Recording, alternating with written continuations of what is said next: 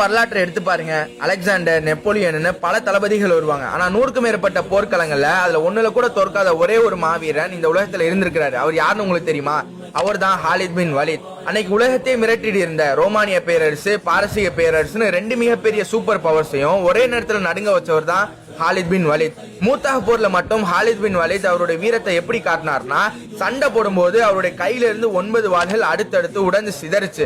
ஒரு மிலிட்டரி ஜீனியஸாக இருந்து இவருடைய இந்த அசாத்தியமான வீரத்தை பார்த்து நபிகள் நாயகம் ஸல்லல்லாஹு அலைஹி வஸல்லம் அவங்க இவர் கொடுத்த பட்டம் தான் ஷைஃபுல்லா, அதாவது அல்லாஹ்வின் வாள். அந்த வாள் ஒரு முறை உரையிலிருந்து வெளியே வந்துட்டா எதிரிகளுக்கு தோல்வியே தவிர வேற வழியே கிடையாது. ஆனா இங்கதான் ஒரு பெரிய ஆச்சரியம் இருக்கு. இப்படிப்பட்ட மாவீரன் ஹாலித் பின் வலித் ஆரம்பத்துல இஸ்லாத்துக்கு எதிரியாக நின்றவர் தான். அதுவும் உஹது போர்ல முஸ்லிம் படைகளையே நிலைக்குலைய வச்ச அந்த புத்திசாலித்தனமான போர் தந்திரம் இவருடையதான்.